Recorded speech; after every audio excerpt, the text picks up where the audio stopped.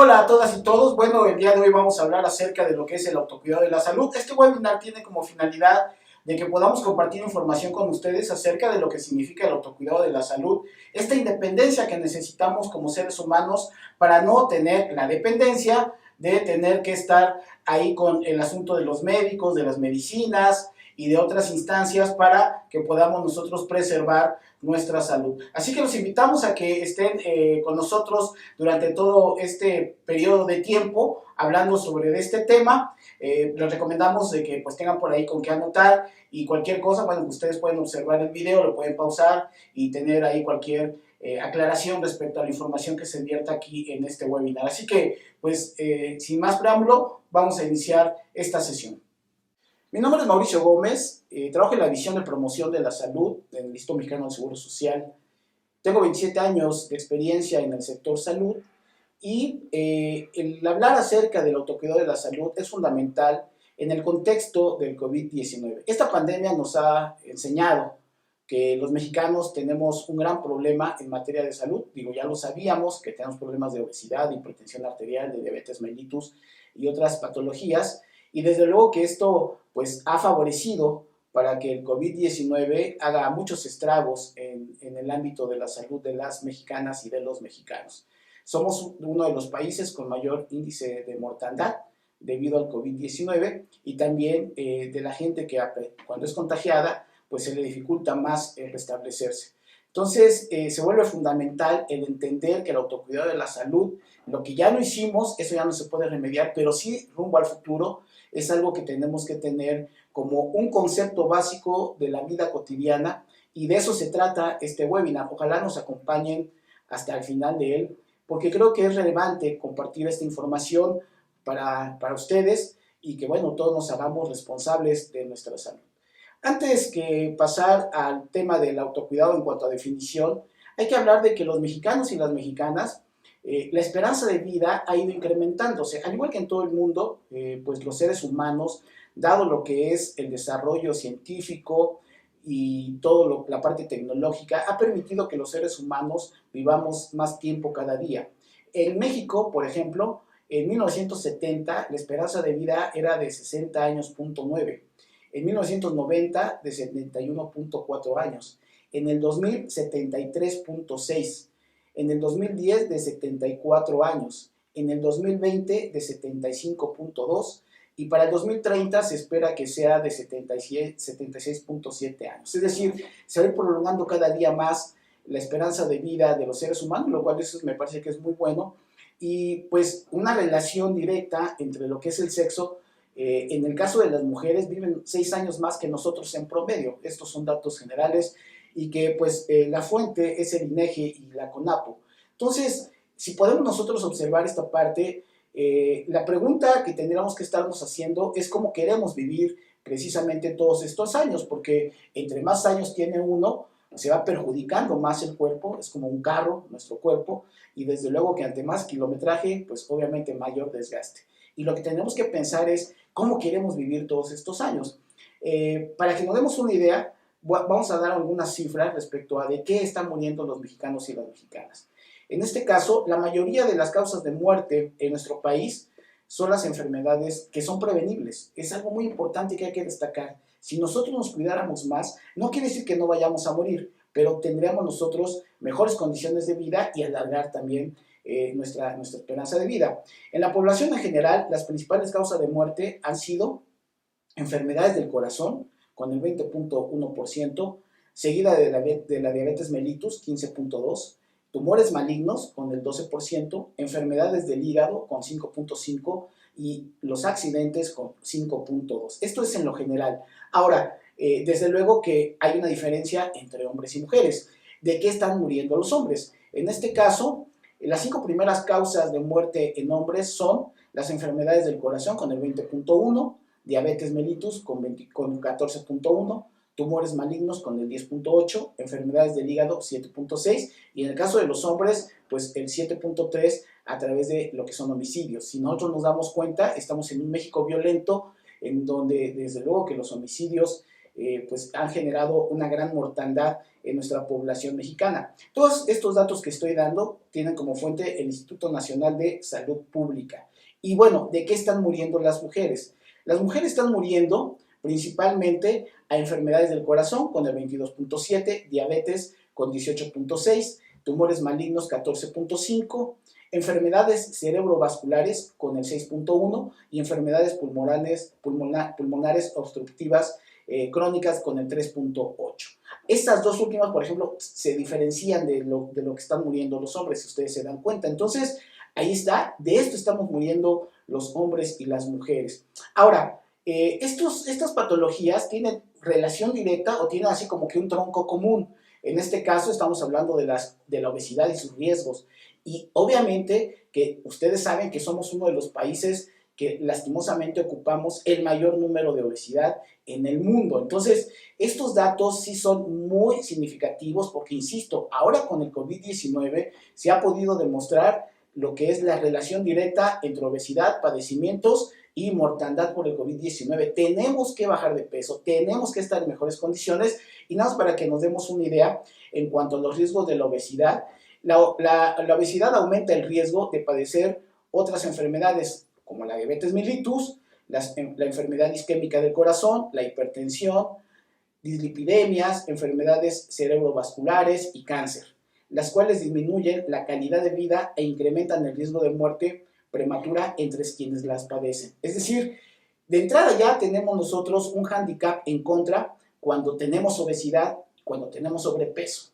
Y eso se debe a una muy mala alimentación que tenemos y que, bueno, desde luego que esto no solamente son los padecimientos que se tienen, sino además tienen un costo en el erario público. Es decir, nuestra obesidad le cuesta al Estado mexicano, se tiene que pagar de nuestros impuestos pues la contención de estos padecimientos, es decir, las consultas que tenemos nosotros en materia de hipertensión arterial, diabetes mellitus, los medicamentos, todas estas patologías que tienen el costo para el Seguro Social, para el ISSSTE, para el sector salud en general, desde luego que esto se paga con nuestros impuestos. Si nosotros tuviéramos una mejor salud, desde luego que ahí disminuirían los costos para el sector salud y ese presupuesto podría estar destinado para otras cosas. Es así de sencillo, sin embargo es muy complicado. Vamos a ver algunos datos respecto a lo que es el costo de la obesidad.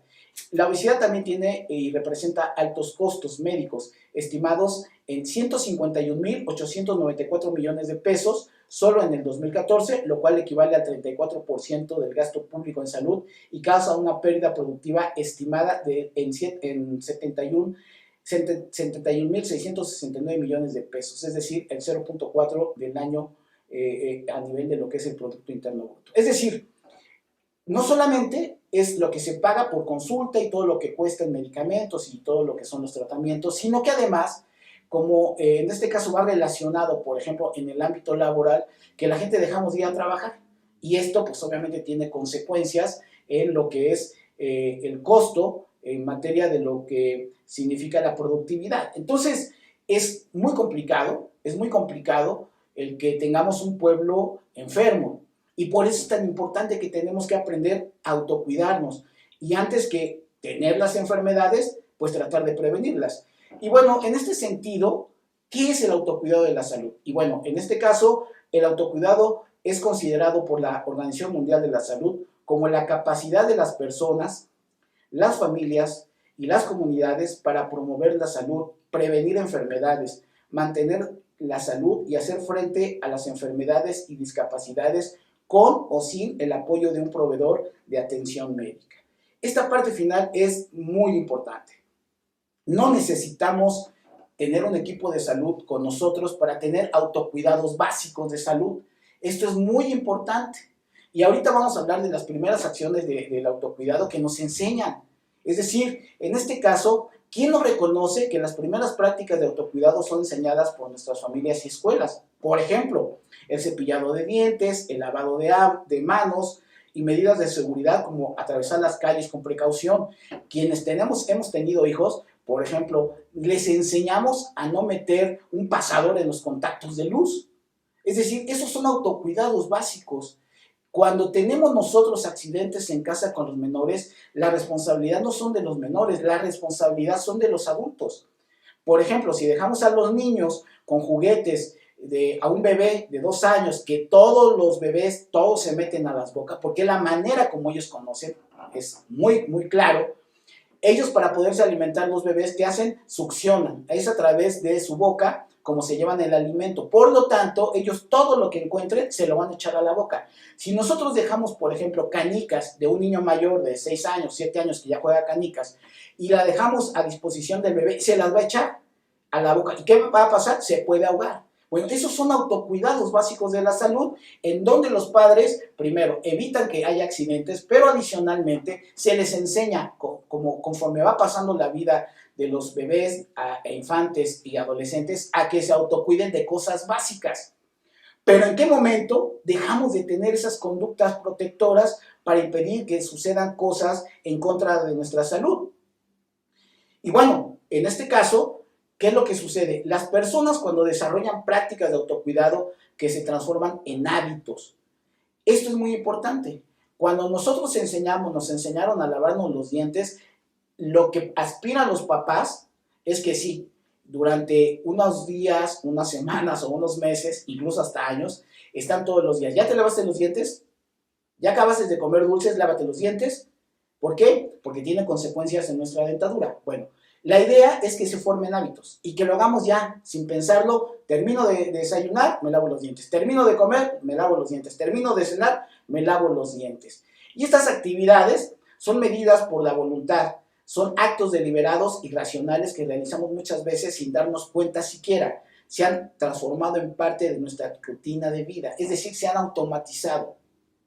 Por ejemplo, durante mucho tiempo en este país, en México, ante la falta de agua, la gente no se bañaba todos los días. La gente se bañaba cada 8 días, ¿sí? Bueno, pero la parte de la higiene significa que tenemos que bañarnos todos los días. Y en algún momento aprendimos a hacer que nos bañáramos todos los días. Todavía hay muchos problemas de agua, por ejemplo, en demarcaciones como Iztapalapa, en la Ciudad de México, pero también en zonas rurales, en otras partes de México, en donde al no llegar el agua la tienen que cuidar y muchas veces eso impide que se bañen todos los días, por ejemplo. Sin embargo, ya se ha generalizado en el país que tenemos que cuidarnos y tenemos que hacer eso. Otra de las medidas, por ejemplo, nos han enseñado que no debemos tomar agua sin hervir o sin ponerle gotas de desinfectantes. Es decir, todas estas conductas son muy importantes para mantenernos saludables. Pero la pregunta obligada que debemos de hacernos es, ¿cómo queremos vivir todos esos años con buena o mala calidad de vida? Es decir, si nosotros sabemos que vamos a durar muchos años, en promedio de lo que les comentaba, ¿qué es lo que tenemos nosotros como visión? ¿Cómo me quiero ver? Miren, la gente que tiene diabetes mellitus, que es una gran parte de la población, nos encontramos con que muchos de ellos dicen, ya no me he de morir. Y siguen comiendo sin ton ni son, ¿no? Como venían en su vida ordinaria antes de la diabetes, y desde luego que eso empeora su calidad de vida porque se van a sentir mal. Olvídense ya del gasto médico, olvídense ya del consumo de medicamentos. Se va deteriorando tanto su organismo que empieza a dar problemas de visión, que luego pasan incluso a perder miembros, como pueden ser alguna pierna o ambas piernas o algún brazo. Es decir, ¿cómo me veo en ese futuro? La gente que fuma, por ejemplo, a pesar de que saben que se está llenando sus pulmones de humo y que eso puede tener consecuencias de cáncer y que pues tienen ya ilustrados incluso pulmones de personas que lo exhiben, la parte médica, decir, mira, este es un pulmón sano y este es un pulmón que ha fumado durante años y que está todo negro, todo ahí cancerígeno, pues de todas maneras la gente ha decidido seguir fumando, o un alcohólico con la cirrosis del hígado. Es decir, cómo nos queremos ver en ese sentido, y es ahí donde entra esta parte de la conciencia, porque nosotros tenemos que entender que tenemos que autocuidarnos de la salud. Y otra pregunta que tenemos que hacernos es, ¿por qué nos cuesta trabajo autocuidarnos? Pasemos ahí. ¿Por qué nosotros nos cuesta tanto trabajo cuidarnos? Y en este caso, una pregunta adicional sería, ¿tenemos o no información que nos indique que debemos autocuidarnos para que nuestra salud esté en mejor condición? Miren, es muy importante que entendamos que la responsabilidad de la salud es nuestra, no es del médico, no es de mi familia. Es decir, mi organismo, mi cuerpo, lo tengo que cuidar yo. No le puedes, hagan de cuenta como un carro, insisto, en esa analogía. El carro, pues sí, lo puede venir a arreglar el mecánico, pero finalmente quien tiene que cuidar el carro, quien le tiene que estar observando si tiene aceite o si tiene agua, si está encendiendo bien, si tiene todo el sistema eléctrico funcionando bien, es uno, porque es su carro. No es el carro ni del vecino, ni de la familia, ¿no? Ni del mecánico.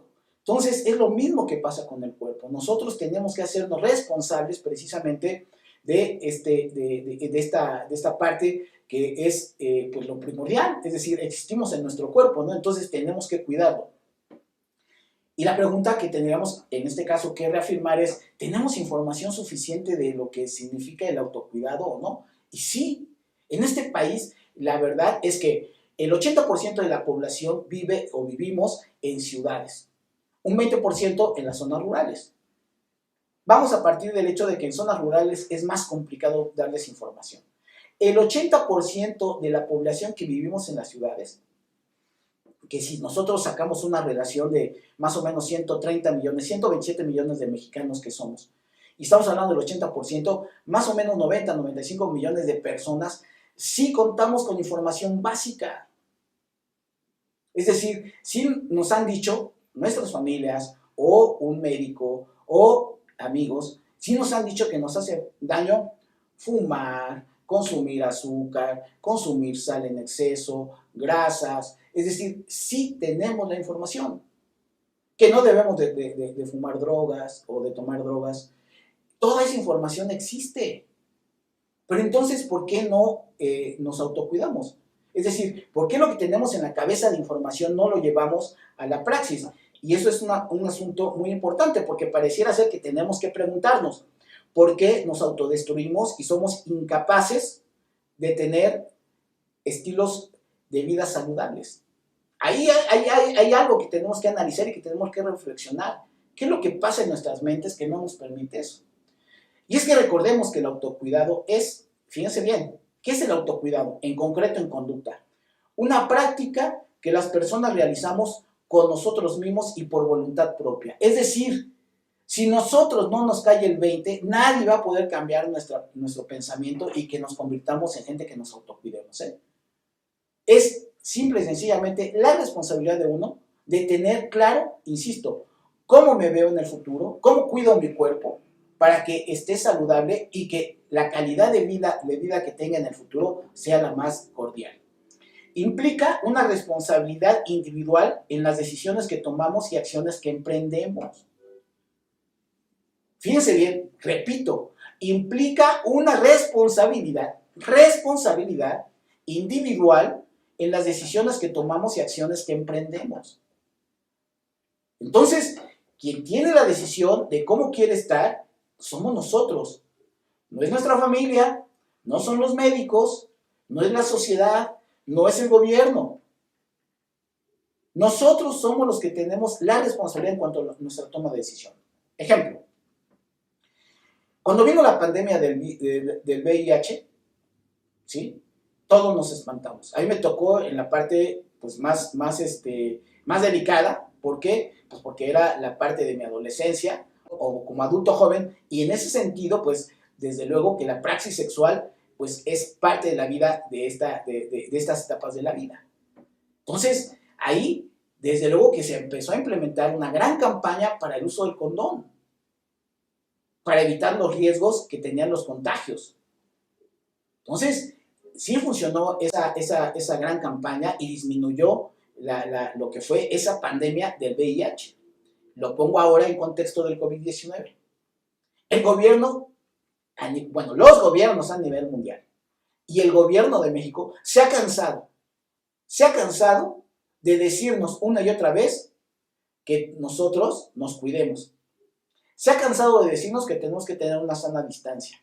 Se ha cansado de decirnos que nos tenemos que lavar las manos de manera permanente. Se ha cansado de decirnos que tratemos de no salir si no es necesario. Se ha cansado de decirnos que tengamos un estornudo con etiqueta. Y todas estas medidas para tratar de estar sanos, de todas maneras hay personas que no las han llevado a cabo. Vemos videos cantidad ahí en las redes sociales de todo lo que ha sucedido. Entonces, las decisiones se transforman en problemas de conducta que tienen como reflejo problemas de salud. También nos permite identificar comportamientos que nos preparen mejor para el día a día y nos ayuden a mantener y a mejorar la salud, que es lo que estamos platicando, y está relacionado con el estilo de vida. ¿Por qué? Porque si yo en este momento tomo decisiones en relación a tener una vida saludable, se genera un estilo de vida porque se hacen hábitos, es lo que estábamos comentando. Ahora, es muy fácil poner muchos pretextos. La verdad es que lastimosamente, y lo tengo que decir con toda la apertura, desde la visión de la psicología, la verdad es que somos un pueblo que nos encantan los pretextos. O sea, sí es doloroso y tenemos que reconocernos, pero insisto, desde el ámbito de la psicología, para resolver un problema tenemos nosotros que identificar el problema y decirlo tal cual.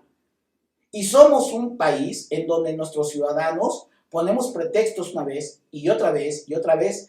Y los más comunes que usamos, por ejemplo, palabras que ustedes seguramente han escuchado, de algo me he de morir.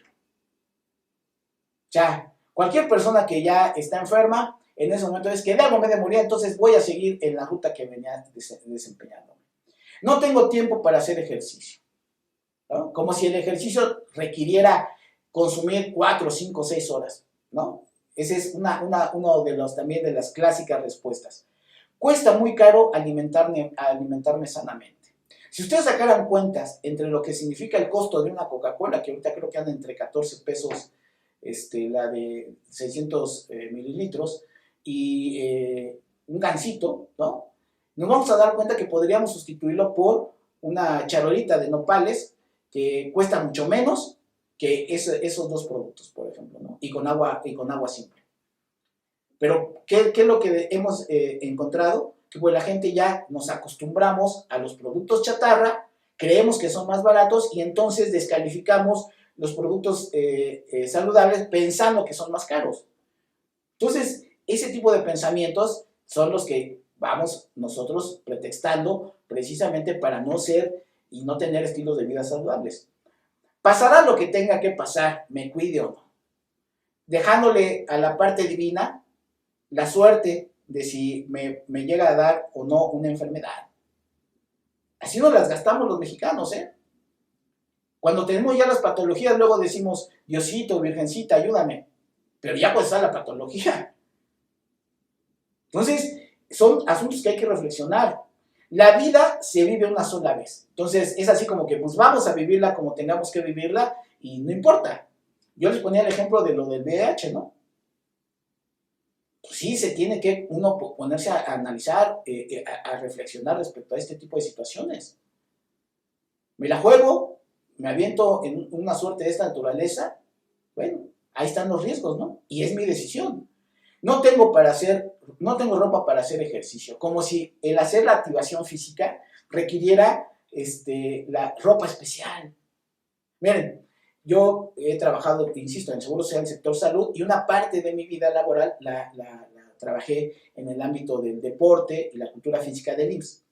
Entonces, pues soy experto en esa materia y la situación es que cuando uno analiza cómo en enero y febrero se llenan los gimnasios de suscripciones, en donde después de que venimos del puente de Guadalupe Reyes, y ya nos comimos y nos bebimos todos los que nos teníamos que comer y beber, nos surge la culpa y entonces, ahora sí, en enero me voy a poner al 100 y ahora sí, y van y se inscriben a los gimnasios.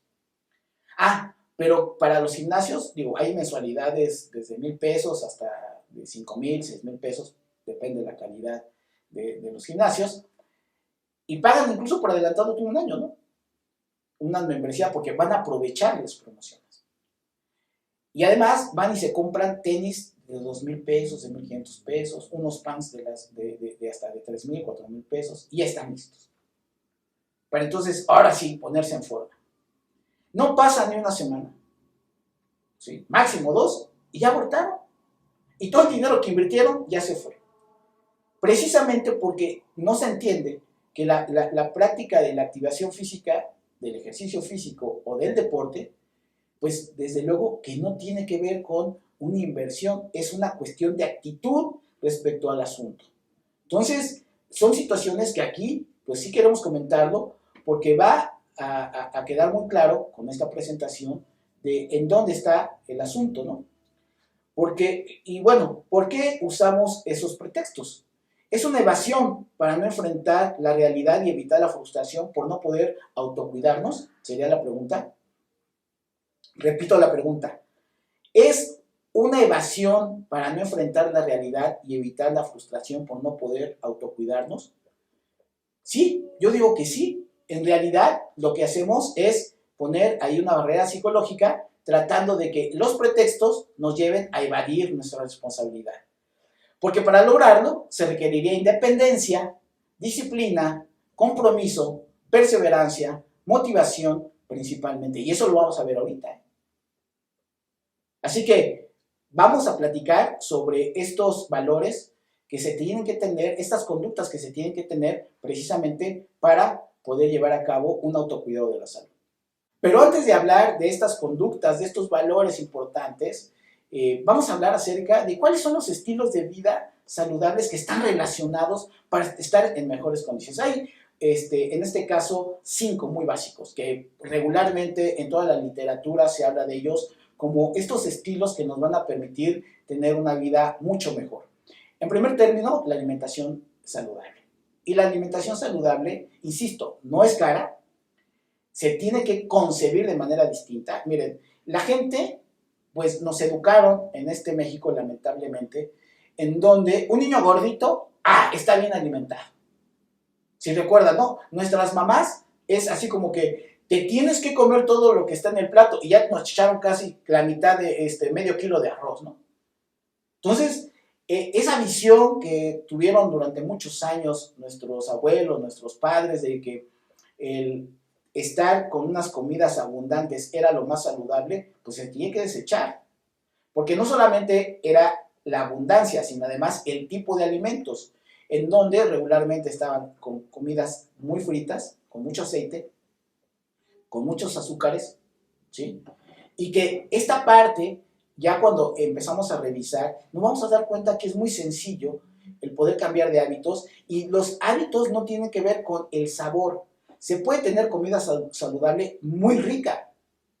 Una de las partes que yo siempre invito a la gente es a que vean lo que es la dieta de la milpa, en donde pues se consume pues lo que tradicionalmente en este país se produce, que son los nopales, los hongos, las calabazas, y el aguacate, todo ello, y que se pueden hacer muchísimos platillos muy ricos, pero que son saludables y que no son caros. Entonces, ustedes pueden buscar ahí en YouTube o en Google, vean ustedes lo que es la dieta de la milpa y van a encontrar infinidad de platillos muy ricos, muy sabrosos y de bajo costo. Otro de las partes importantes para tener estilo de vida saludable es la activación física y el movimiento corporal. Insisto, no se necesita una inversión para ello. Caminar todos los días, 30, 40 minutos, es suficiente.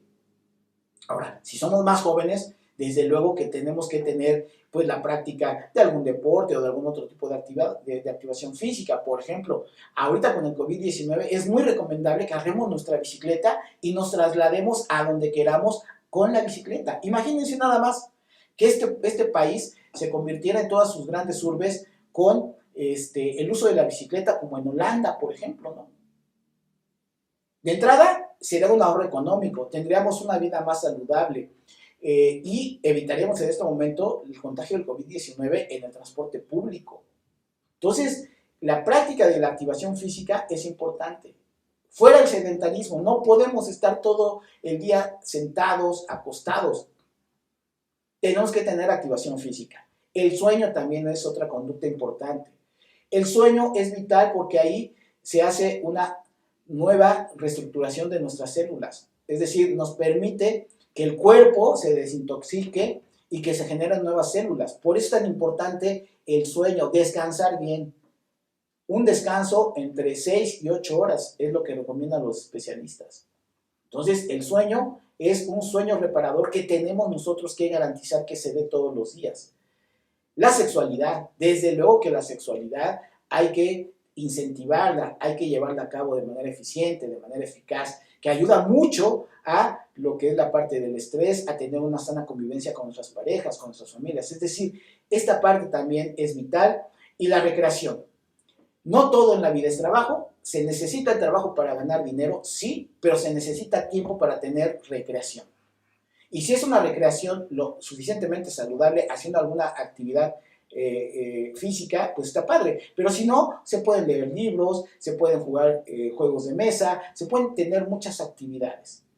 Pero tengo que tener claro que estos estilos de vida saludable van a ser muy importantes. Y ahora vamos a hablar, sí, de esta parte que es la más dolorosa de esta conversación, que son las conductas y los valores que se tienen que tener y que lamentablemente los mexicanos y las mexicanas no tenemos. Uno de ellos, principalmente como se dijo en la definición de autocuidado de la salud, es la independencia. Híjole, me da mucha tristeza tener que decirlo, pero somos un pueblo dependiente. Es increíble la dependencia que tenemos ante los gobiernos. Es increíble la dependencia que tenemos hacia nuestros padres. Analicemos cómo somos. Nos gusta ser dependientes de los médicos. Yo conozco gente de la tercera edad o gente que tiene problemas de diabetes mellitus que durante prácticamente 3 semanas se la pasan comiendo todo, tienen desestabilización en su glucosa, pero una semana antes de ir con el médico dejan de comer mal, empiezan a comer más o menos bien para que no los regañe el médico. Háganme ustedes el favor.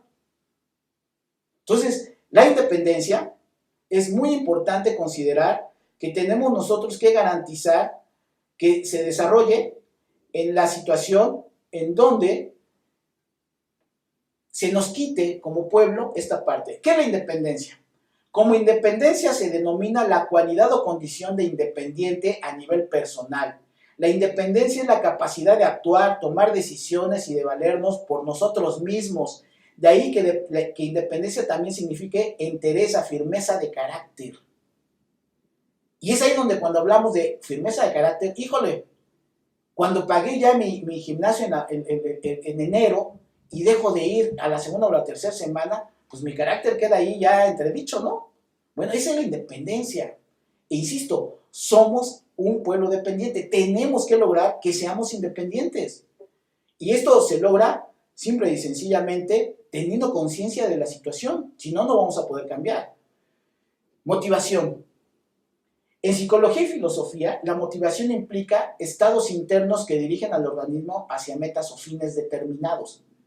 Son los impulsos que mueven a la persona a realizar determinadas acciones y persistir en ellas para su culminación.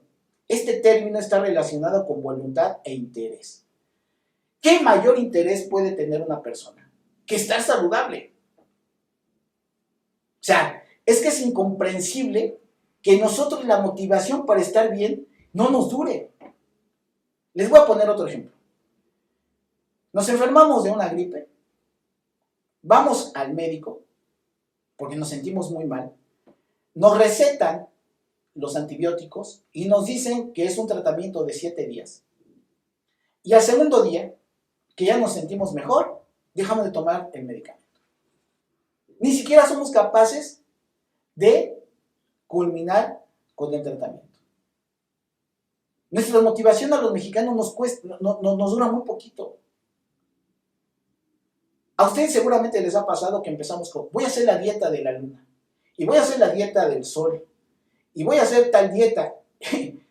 Bueno, primero, posponen el inicio de la dieta, porque es fin de semana, pero ahora sí el lunes. Somos un pueblo en donde los lunes están marcados para todo. O sea, no soy alguien que pueda decir, ahorita, a partir de hoy voy a tener ya mi dieta. No, pospongo la decisión hasta el lunes. Bueno, una vez que ya la pospuse hasta el lunes, lo que viene después es una motivación que dura 2 días. Ni siquiera ese tipo de dieta la llevan a cabo. ¿Por qué? Precisamente porque esa motivación, que debiera de ser lo que nos mantenga, que lo que nos impulse, se termina. Otro de las conductas es la disciplina. La disciplina, ¿qué es? Es un conjunto de reglas de comportamiento para mantener el orden y la subordinación entre los miembros de un cuerpo o una colectividad en una profesión o en una determinada colectividad. Y es muy sencillo, pues si tengo un régimen alimenticio, tengo que ser disciplinado para llevarlo a cabo. Así de sencillo. Si todos los días tengo que caminar 40 minutos, es precisamente aquí esa norma, o sea, todos los días tengo que caminar 40 minutos. Pero tampoco nos gusta ser disciplinados. Entonces, no soy independiente, no tengo la motivación suficiente, no me gusta ser disciplinado, porque además somos un pueblo indisciplinado. Sumamente indisciplinado. Y eso se ha venido pasando de generación en generación. Y bueno, compromiso. El compromiso, desde luego, que no es con los demás. El compromiso es con uno mismo. ¿Y qué es el compromiso? Obligación contraída por una persona que se compromete o es comprometida a algo. Miren, en este país, como católicos, como buenos católicos que somos, le dejamos el problema de alcoholismo que tenemos a la Virgen de Guadalupe, a Diosito. Se establecen los juramentos. Además son juramentos que hasta se escriben. Vamos y le decimos a la Virgen de Guadalupe que vamos a jurar 1 año sin tomar.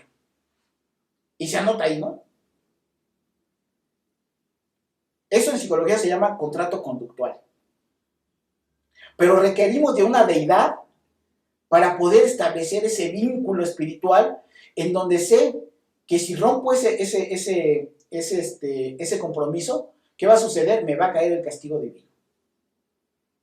Es increíble cómo funciona la psicología del mexicano. En lugar de tener el compromiso con uno mismo para autocuidarnos, ¿sabes qué? Ya no puedo seguir tomando, estoy muy mal, y me detecto que soy alcohólico, pues dejo de tomar. El problema de la adicción, las adicciones es una de las grandes enfermedades y es muy complicado. Eso se entiende que es una patología y que hay que tratarla. Pero yo lo que estoy comentando precisamente es que el compromiso, incluso para tratarme el alcoholismo, no lo tengo porque de entrada, pues descalificamos. Y no, yo no soy alcohólico, yo soy un bebedor que nada más lo hago por placer y en cualquier momento lo dejo. Entonces, el compromiso también es algo que nos falta a los mexicanos y a las mexicanas. Tristemente, con esto que estamos hablando de estos conceptos, de estas conductas, nos damos cuenta que como mexicanos y mexicanas, el país podría ser enorme, podríamos ser la potencia número 1 del mundo. Con estas conductas, con estos valores, si los desarrolláramos, híjole, seríamos una gran potencia. Pero bueno, estamos hablando ahorita en materia de salud. Es importante que tengamos esto. Y vamos con, me parece que ya es el último, la perseverancia. Firmeza y constancia en la manera de ser o de obrar. Es decir, tengo que ser perseverante, tengo que ser firme, tengo que tener constancia para hacer las cosas. La práctica del ejercicio físico es con constancia. De nada sirve un día, que regularmente luego así se hace, por eso que abortan la práctica de la actividad física. Ya decidí qué voy a hacer. Me encanta nadar. A partir del lunes voy a ir a natación. Y lo que no nadaron en toda su vida lo quieren hacer el lunes. Y nadan ahí 5 kilómetros. Obviamente van a estar muertos para el martes. Y aún se levantan porque duele todo el cuerpo. Entonces, la constancia significa que tenemos nosotros todos los días que hacer las cosas. Con la motivación, con la independencia, con la motivación, con todos los otros valores que comentamos, la constancia se debe fortalecer. ¿Ok? Entonces, estos valores, estas conductas, nos van a llevar a tener precisamente el autocuidado de la salud. Así de sencillo, ¿eh? Así de sencillo. Y no vamos a necesitar a un equipo médico, porque la información la tenemos. Ahora, si quiero estar mucho mejor asesorado o creo que no tengo la información suficiente, me acerco con los equipos médicos, pero una vez que tengo la información, mi responsabilidad es precisamente eso. Y vamos a concluir. Como conclusión, A nadie le va a importar más nuestra salud que a nosotros mismos. Entonces, si yo soy el jefe de familia, sea hombre o sea mujer, si yo no estoy bien, en mi dinámica de mi familia se va a entorpecer todo. ¿Por qué? Porque al estar yo enfermo, puedo quedarme sin trabajo o puedo dejar de ir a trabajar y eso va a repercutir en materia económica y eso va a tener una repercusión, obviamente, en el sistema familiar. Si yo estoy mal, si yo no estoy haciendo las cosas bien, eso es lo que le voy a enseñar a mi prole. Es lo que le voy a enseñar a mis hijos. Y desde luego que entonces la familia se va convirtiendo en un núcleo patológico. Por eso es tan importante que entendamos el concepto de autocuidado de la salud en lo individual, que luego por eso se habla del reto colectivo. Si una persona está bien y eso se va haciendo un contagio, desde luego que vamos haciendo un pueblo saludable y un pueblo que se autocuida de la salud. Entonces, ahí está la reflexión, ahí está la información. Espero que este webinar les haya servido, espero que lo puedan reflexionar, espero que lo puedan compartir con sus seres queridos y que hagamos un compromiso de que pues, nos autocuidemos nosotros de nuestra salud. COVID-19 requiere atención, pero no todo es el gobierno, no todo es la parte médica. Si no ponemos nosotros un granito de arena, esto va a estar muy complicado. COVID-19 llegó para quedarse. No sabemos en qué momento vamos a tener nosotros una vacuna. Así que requerimos nosotros tener conductas que nos ayuden a contrarrestarlo. Y ya hay que empezar. Tenemos que ponernos como objetivo ser un país que disminuya de manera considerable la obesidad. Disminuyendo la obesidad y el sobrepeso van a disminuir los problemas de diabetes mellitus, hipertensión arterial, como lo vimos aquí, y problemas cardíacos. Entonces, pongámonos las pilas. Es ya. No hay que posponerlo. Así que, pues, muchísimas gracias. Mi nombre es Mauricio Gómez. Espero que les haya gustado este webinar. E insisto, ojalá lo puedan compartir con sus seres queridos. Y hasta la próxima.